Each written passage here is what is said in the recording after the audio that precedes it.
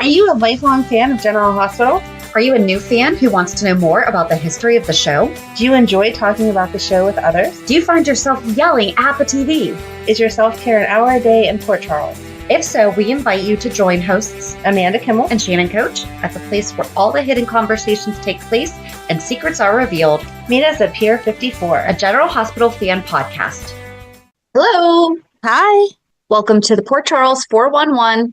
It is part 18 of Lucky and Liz, part 24 of Lucky. This is going to have, I actually don't think the ending's that weird. However, I thought you were going to call. Nope. We have a hard stop when Jacob Young ended. So this is the end of Jacob Young. Okay. So I just stopped on his last day, and it actually did have a kind of ending. But then next week we pick up with Greg Vaughn, or the next episode, because I don't know what next week is going to actually bring us. Who knows in the meantime? But we start in June of 2002, and it goes through February of 2003. Okay. So our sources for this one were Curly Q Girl, Fandom, and Soap Central, because information needed to be pulled from multiple places. So last episode we talked about how Lucky and Sarah were giving it a go again. Ugh. I know. Don't disgust me. For no reason at all. Right. But whatever. And Liz had been in a car accident with Gia, and Zander had popped up, right? Yes. Okay. Trying to remember. We talk about so much that I kind of forget. So we pick up in June of 2002, and at the docks, Liz and Lucky finally talk about moving on, both agreeing that they want the other to be happy. Later, Lucky visits Sarah at the hospital, showing his lingering concern for Liz by questioning her involvement with Zander. Determined to warn Zander, Lucky confronts him at the hospital, telling him to stay away from Liz. Zander backfires, questioning who's really wrecked her life, him or Lucky. Ooh. Meanwhile, Liz, outside arguing with Sarah, walks in on the confrontation. She immediately jumps to Zander's defense, telling Lucky to back off. Lucky insists he still cares and reminds her of what happened to Zander's last girlfriend. And we did a complete 411 on Zander, so go look him up. And it's Zander, not X. Yes. Liz, frustrated, argues that they failed Emily when she needed it the most. As tensions rise, Zander orders Lucky out, and Liz declares she can handle things herself. Sarah enters with Zander's release papers, and Liz warns Lucky to leave before she starts yelling. Once he's gone, Liz and Zander share a laugh as he prepares to check out.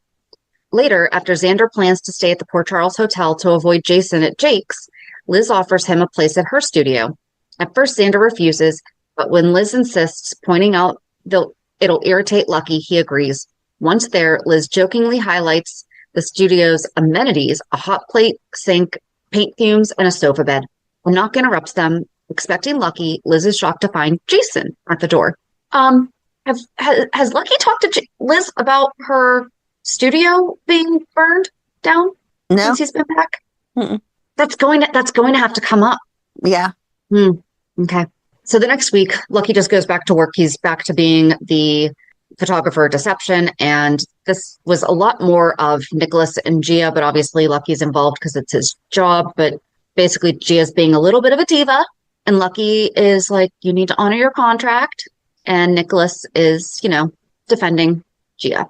And Gia basically is just not having any of it. She doesn't want to listen to Lucky's warnings, I guess. They kind of inflated her sense of self there at that time because she went from being a deception model, which not saying that that's not impressive. She was a beautiful girl. Deception was a big company, but a model for one specific company is not a supermodel. And that was how Nicholas was building her up. You have made it. Now you're going to be a supermodel, like Tyra Banks, Cindy Crawford. No, you're not. Not from one campaign. Calm yourself down. Right. And so she storms out, and Lucky continues with the photo shoot without her. And Nicholas and her Gia's publicist are discussing her future as a supermodel. So basically being like, we don't need deception. She can do this anywhere. So then Sarah comes in, and Lucky's shooting the other models or whatever. And Lucky confides in Gia's talents, but voices frustration over her and Nicholas's approach to her career, basically not wanting it to be stable. Exactly like you said, overinflated self you see it all the time where people leave very popular TV shows to start their movie career and they never make it. Right. And it's because they leave because they think that they should be more recognized or higher, whatever, in the whatever scale it is that they're using. And it's like, no, this is like a collaborative effort. And that's kind of what was going on here. Gia wanted to be the one and only. Mm-hmm. So then at the Port Charles Grill, Laura asks about the shoot and Lucky vents about Nicholas essentially buying Gia's success. Concerned, Laura resolves to confront them. Meanwhile, at Lucky's studio, because this is still when Laura owned Deception, right? Mm-hmm. Yeah. At Lucky's studio, Sarah intercepts his schedule, taking it upon herself to reschedule his meeting. When Lucky arrives, she has surprised him by recreating their first moment in the barn, playfully telling him to close his eyes before revealing herself. The Lucky insists he's busy. Sarah skillfully distracts him, suggesting they go public with their relationship. And then later at Kelly, Sarah sits with Laura, claiming that she wants to support Lucky. But before Laura can process the conversation, Sarah just gets up and leaves. And Laura's like, what the heck just happened?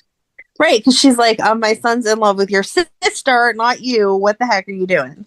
Right. Because I think that she was trying to get on Laura's good graces and was like, oh, she'll be fine with us coming out. And then in the meantime, this is where it was getting hard, like on how to pull, because I don't want to do so much on Liz. Mm-hmm. Because we're focusing on Lucky, even though this is the Lucky Liz part. So when we do Liz, we're going to have to try to figure out how to cover the little things like this. That's going to be a fun one to try to piece together with this. Oh, darn it. Okay. Just thought of that. So basically what happened was Liz was kidnapped from her studio. And now she is in a dark crypt. And she realizes that she's being used as leverage against Jason. And so she warns him of the trap before her captor silences her. Left in the darkness, him is Jason, sorry.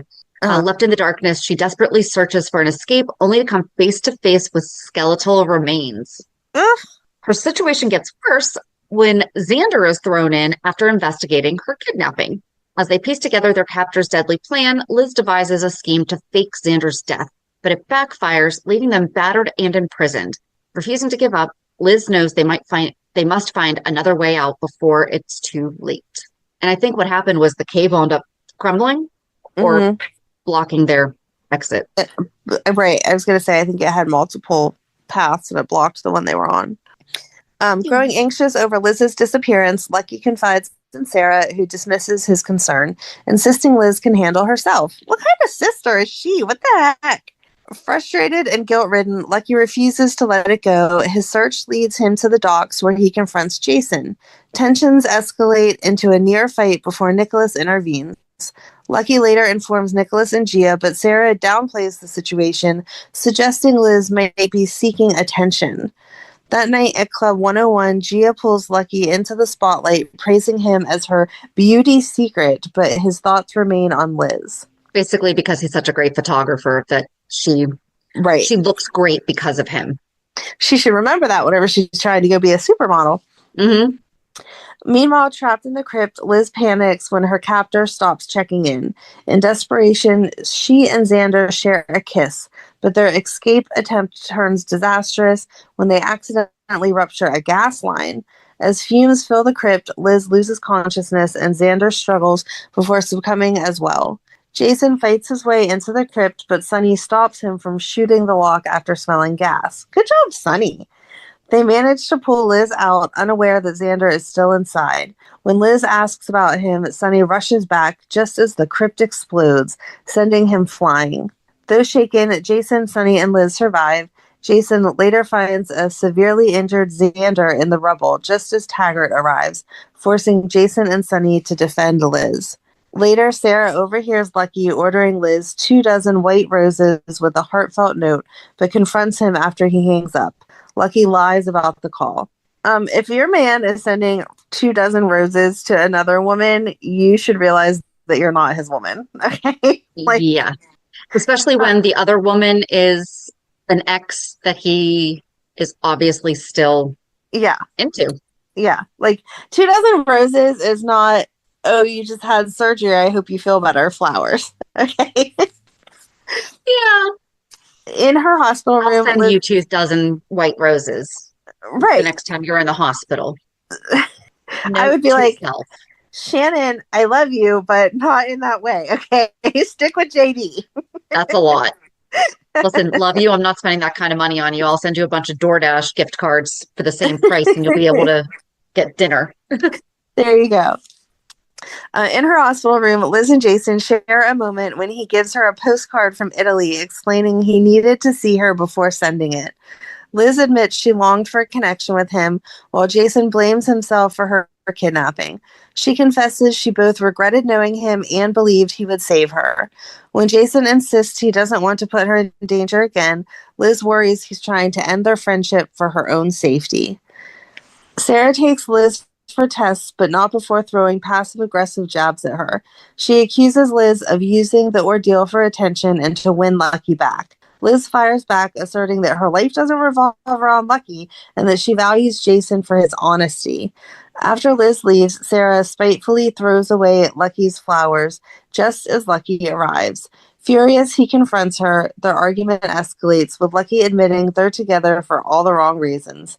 He suggests they break up before causing more damage, and Sarah, enraged, agrees, snidely remarking that Liz had already replaced him with Jason. When Liz returns, she's cordial to Lucky. He offers her a single white rose he retrieved from the trash, but she tells him to give it to Sarah. Mm-hmm. Lucky then realizes her and Sarah have broken up. Oh, reveals. I'm like, realizes what? Lucky then reveals he and Sarah have broken up. Liz offers condolences, but admits she's grateful their relationship helped her realize she and Lucky were over. With that, Lucky leaves. Later, Liz's grandmother visits, questioning her choice in friends. As they talk, Liz receives flowers, this time from Zander. And this is where we kind of take like a little mini break between Lucky and Liz. And I almost stopped, but then I remembered that stuff happens later on with Lucky and Liz. So we're not going to hear about Liz for a while because it's where the Zander, Jason storyline stuff and Sarah left after she and Lucky broke up. Which was weird because it made it seem like Sarah only came back to be with Lucky, and that wouldn't have been her intent because she originally came for their wedding. Mm-hmm. Well, no, she came after the wedding, and she was sorry that she had missed it.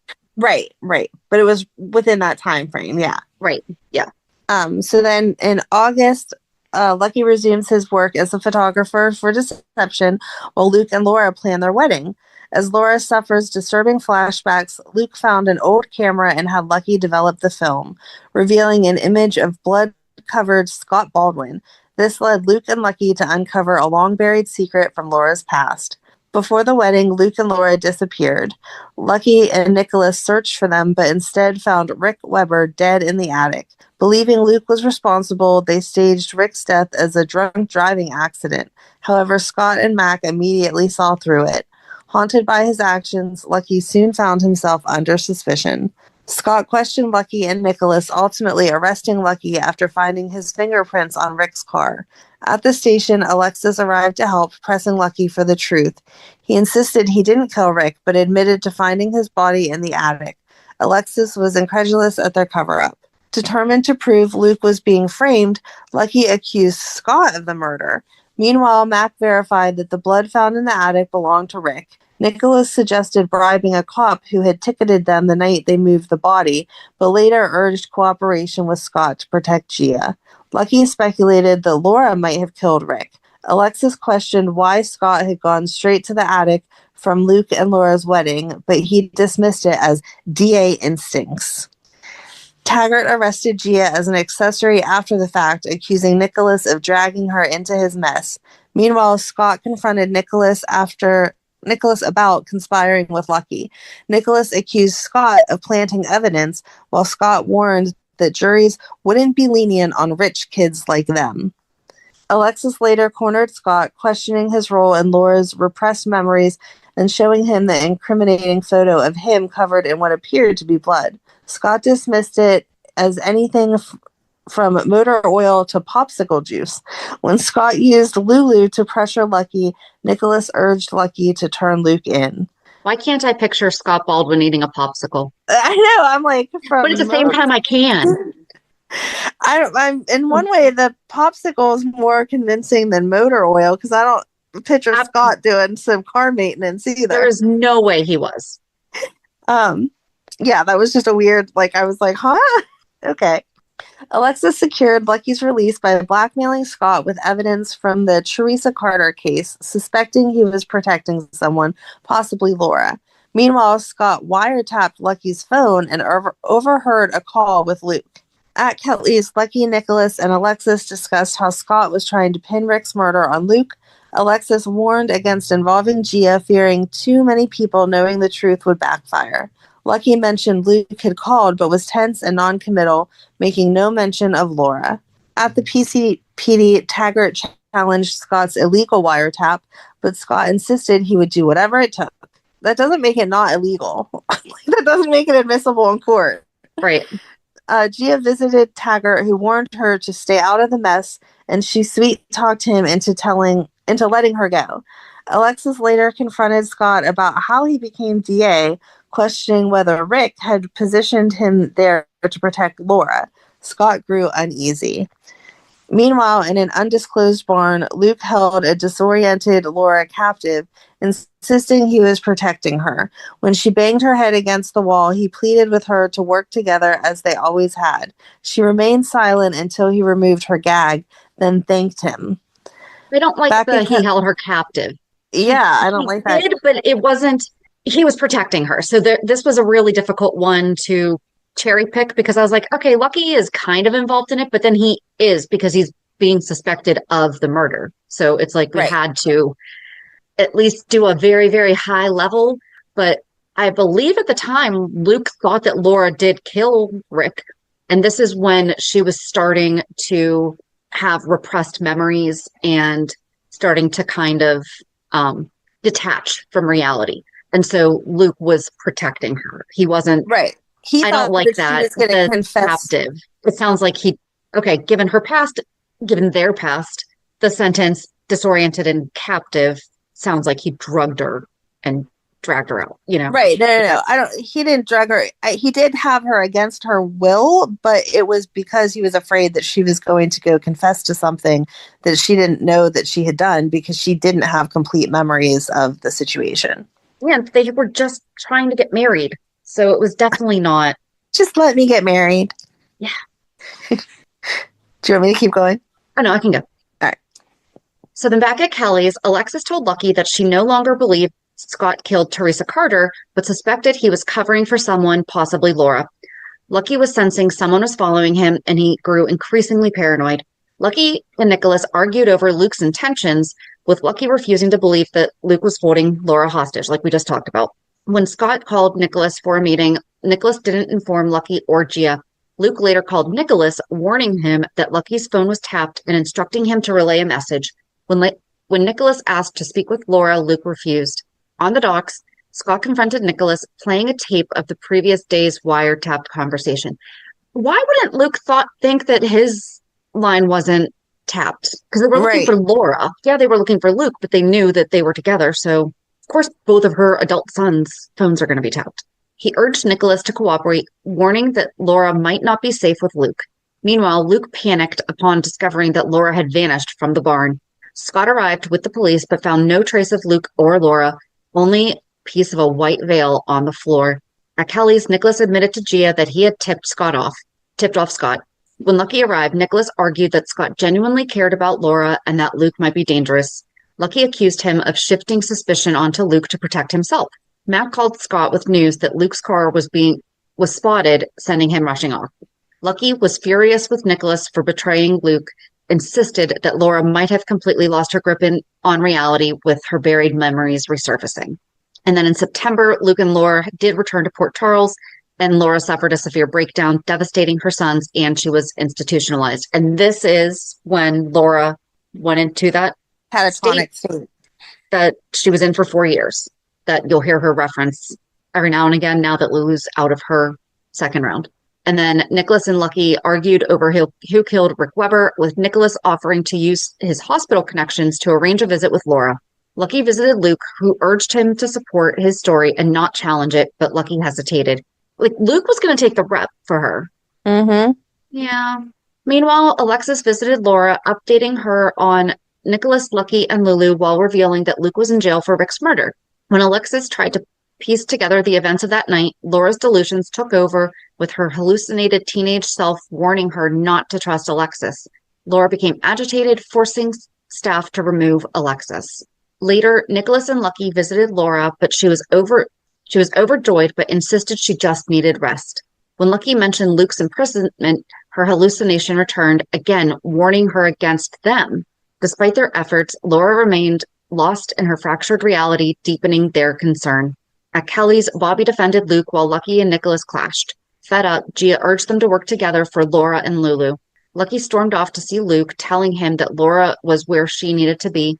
He didn't want Luke to be in jail, but Luke hinted at an escape plan. Luke pled guilty to Rick's murder and returned to jail. Disguised as a guard, Lucky visited, but Luke refused his help. Scott nearly caught Lucky, while Nicholas, grateful for Luke's sacrifice, wrote a love letter to Laura as Luke dictated it. Before his prison transfer, Luke told Lucky to meet Roy at the docks and follow his instructions, but Roy never showed, and when Lucky checked the police station, he learned that Luke had already escaped without him. Taggart was suspicious and questioned Lucky, but Scott took over. Meanwhile, Nicholas and Alexis provided Lucky with an alibi, though Alexis later scolded him for putting her in that position. Nicholas then admitted that he had helped Luke escape. Though initially angry, Lucky thanked him. At Alexis's apartment, Lucky sought her help in blocking Scott's election with the Teresa Carter case. He theorized about Scott's involvement, but Alexis dismissed it, urging him to face reality. Lucky reluctantly conceded and left. And then when Alexis announced her DA candidacy against Scott, Bobby confronted Scott about targeting her entire family, including Lucky. Scott claimed that he had let Lucky off easy, but Lucky scoffed, asking if that's what Scott had told her. Meanwhile, outside, Liz questioned Jason about spending the night with Courtney. Bobby defended Scott. Lucky insisted she was searching for good in a man who had none. Oof. Then in October at Club 101, reporters were swarming Gia, but she firmly announced that Alexis and Scott's debate would happen that week. As Scott left, Lucky snapped photos, prompting Scott to quip about getting his good side, and Lucky shot back, "Then you'll have to turn around, Baldwin."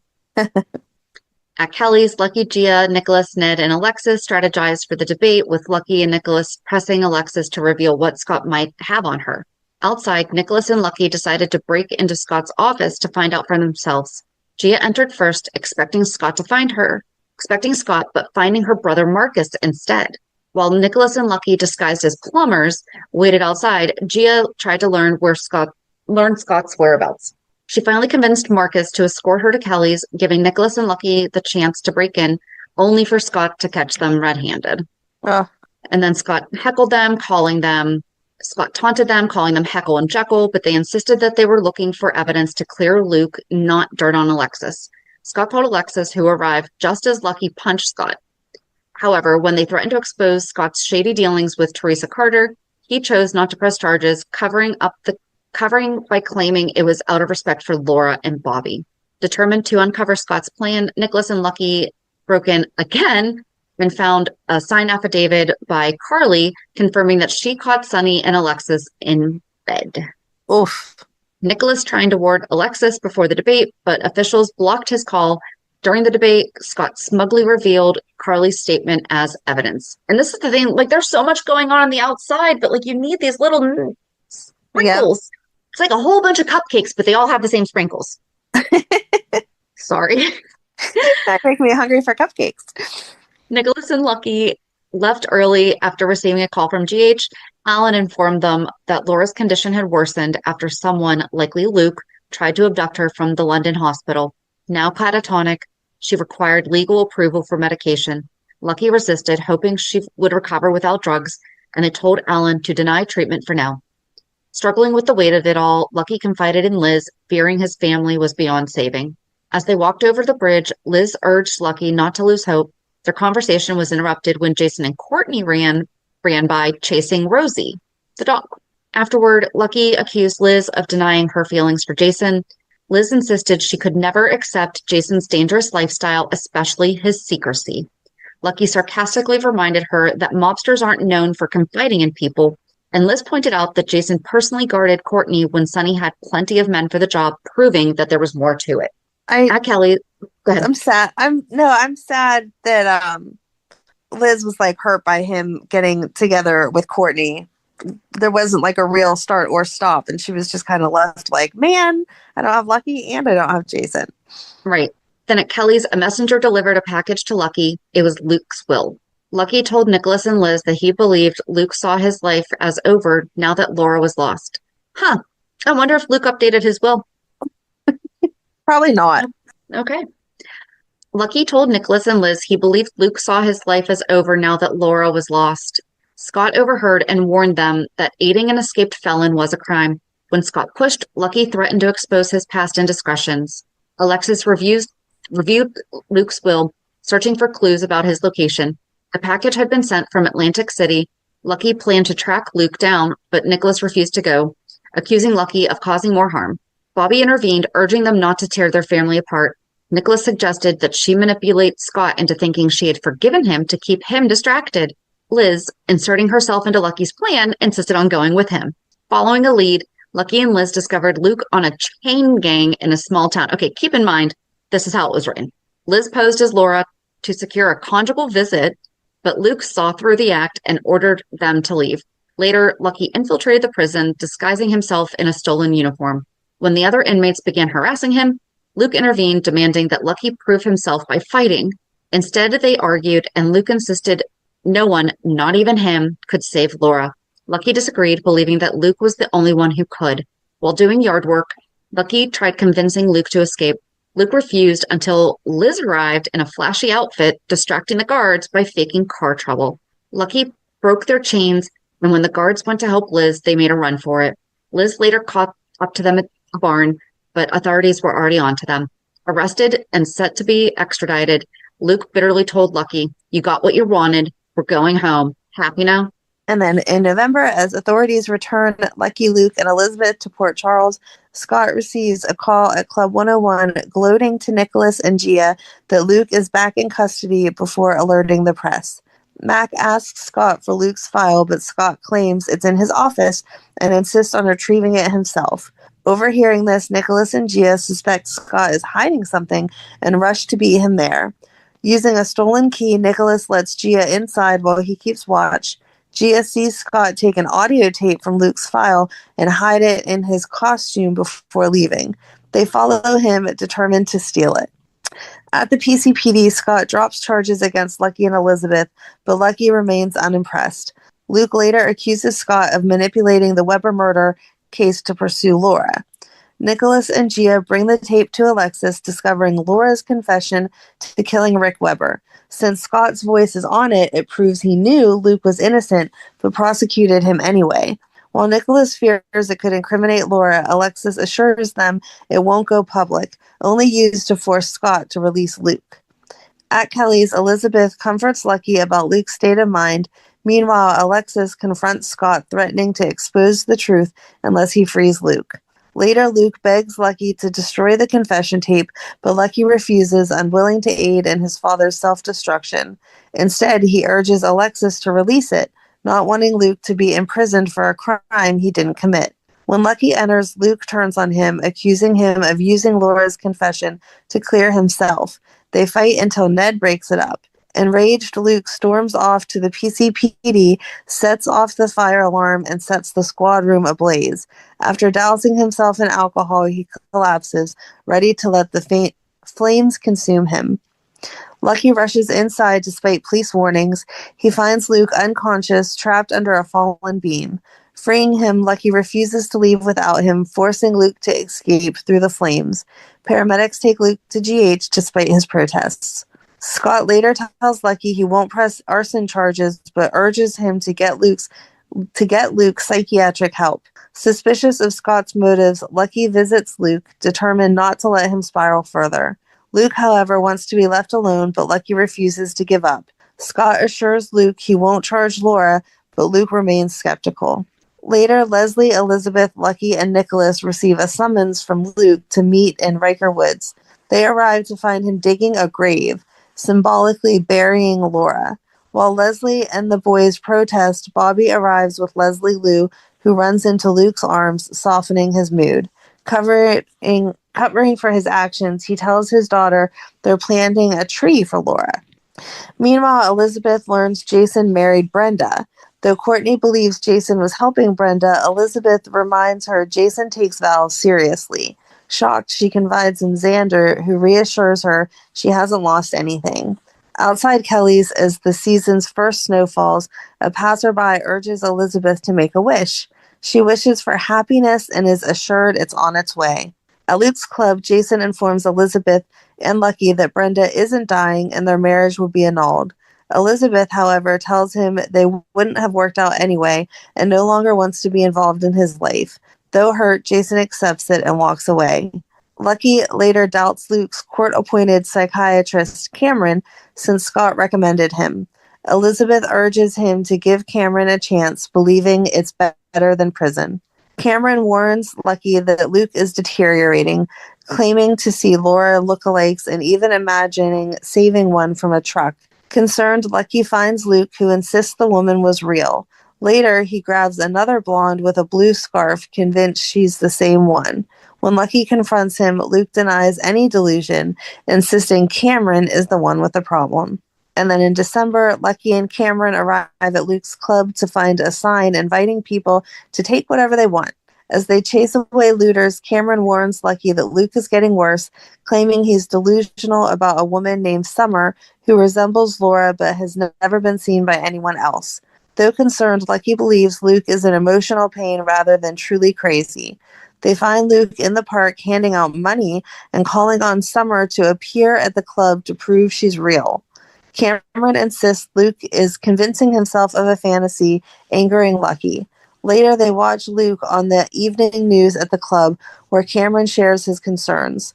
Luke dismisses him, but moments later, two men in white suits arrive to take Luke away. Lucky tries to intervene, but Cameron insists Luke needs help and that he's the one to provide it. Lucky arrives at Kelly's and tells Liz that his father has been committed, so that he has lost both parents now. Did back in the day they really have men come for you in white suits? Because why is it always portrayed that way? I don't know. It's just it's like the blue packet. Right. I don't know. Like we've talked about, Ryan works at the mental hospital. He doesn't talk about men in white suits walking around. So I don't know that that's a thing. Meanwhile, Summer was real and Luke was trying to help her get a good job. Summer didn't want his help, but decided to sign up for some summer classes. She was reading a brochure when Lucky entered the room and suggested she not take a particular class with some professor who he told her was a jerk. Summer looked up at Lucky with a curious look on her face. As Summer signed up for classes at Port Charles University, she ran into Lucky. When they struck up a conversation, Summer told Lucky that her name was Laura. When Summer mentioned that her last job had involved a lot of pretending, Lucky suggested that she sign up for some drama classes.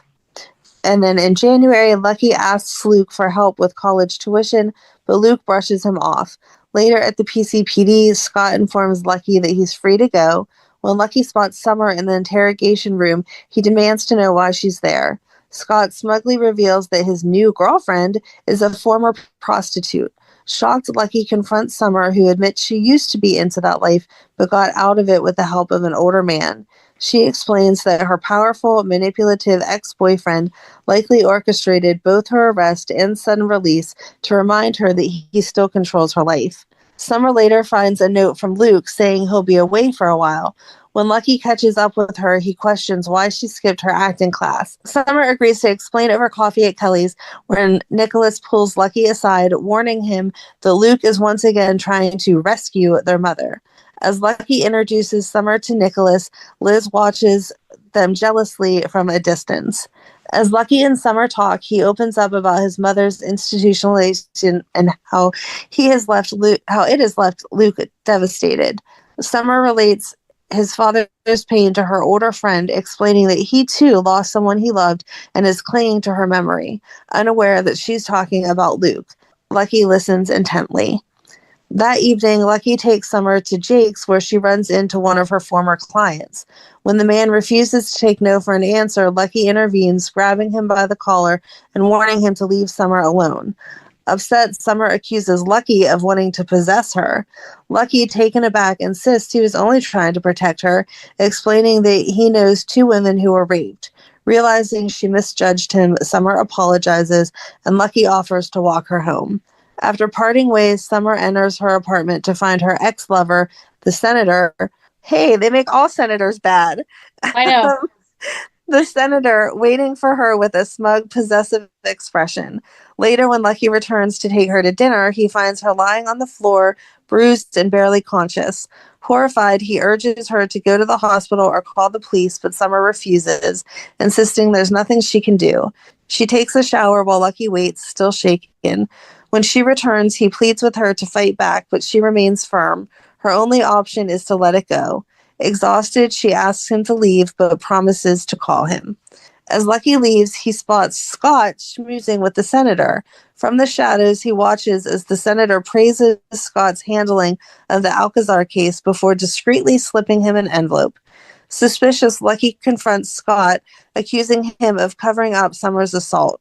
Scott, skeptical, follows Lucky to see Summer for himself. Upon witnessing her injuries, he's visibly shaken. He later arranges a secret meeting on the docks where he blackmails the senator into leaving Summer alone. While Summer thanks Scott, Lucky is unsettled by her gratitude towards him. Still troubled, Lucky visits Bobby and asks how she managed to leave her past as a prostitute behind her and build a new life as a nurse. However, he keeps Summer's past a secret. Meanwhile, at Kelly's, Liz excitedly tells Lucky about her growing relationship with Rick. Ugh. Lucky then tells her about the girl he met at Port Charles University, who, unbeknownst to him, Liz already knows about. When Summer arrives, she reassures Lucky that Scott was only mildly flirting with her the night before. She invites him to dinner, leading to their first kiss.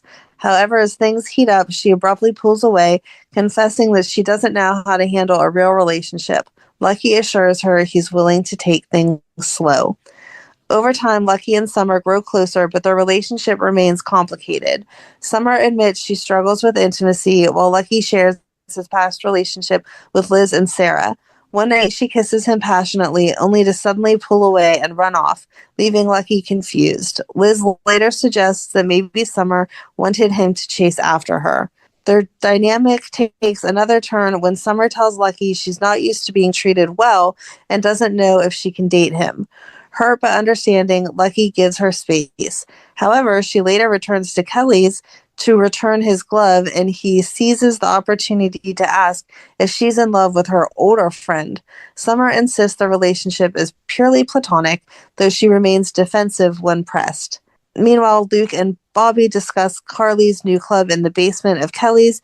Concerned about potential problems, Luke suggests hiring a Spencer to manage things, and Bobby proposes Lucky for the job.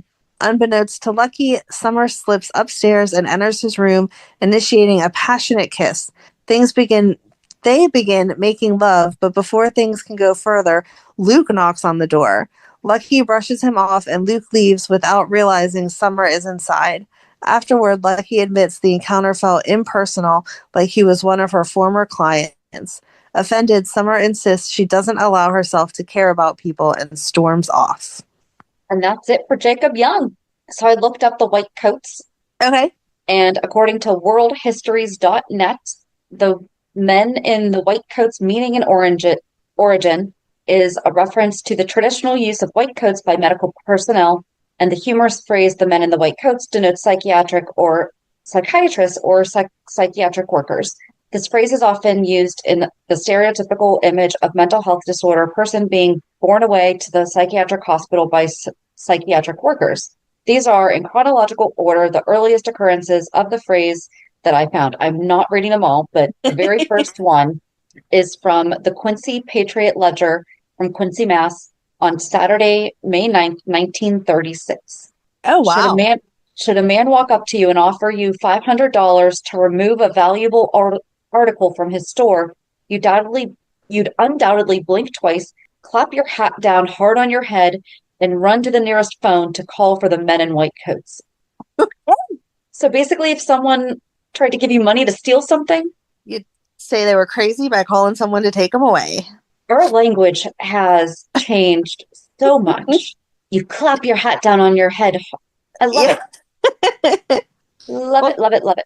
Thanks for looking that up. Because, yeah, I was like, that is how you always see it. Why did it actually ever happen that way? Right. It's always fun to learn little things like that. But yeah, so that's where we're ending with Lucky this week. Lucky and Liz this week. So I didn't realize in, what is that, 8 months? Well, no, I guess she and Lucky were done. So in a year, she and Lucky were done. She hadn't done anything with Zander. Like, they had just gotten trapped and kissed. Mm-hmm. But she had tossed around the idea of Jason and then started dating Rick. Yeah, that was a lot. And isn't it funny that all three men are still around-ish? Mm-hmm. Not Xander's fault that he's dead. No, but she has a nice remembrance of him for life, so. He does. Oh, and that's the other thing. We did I don't think we did a 411 about Cameron, but Cameron in this episode is Xander's dad, and who Cameron Weber is named after. Very cute. Yeah. So yeah, I guess join us on Monday as we recap this week's shows. Have a good weekend. And we'll meet you at the pier. Bye. Bye. If you enjoyed today's show, we invite you to go to pier54podcast.com to subscribe on your favorite platform. Don't forget to leave us a review. And you can also follow us on many social media channels. Just search for Pier 54 Podcast. Also, we are not perfect, so if there is something that we missed or messed up, just let us know by emailing us at pier54podcast@gmail.com.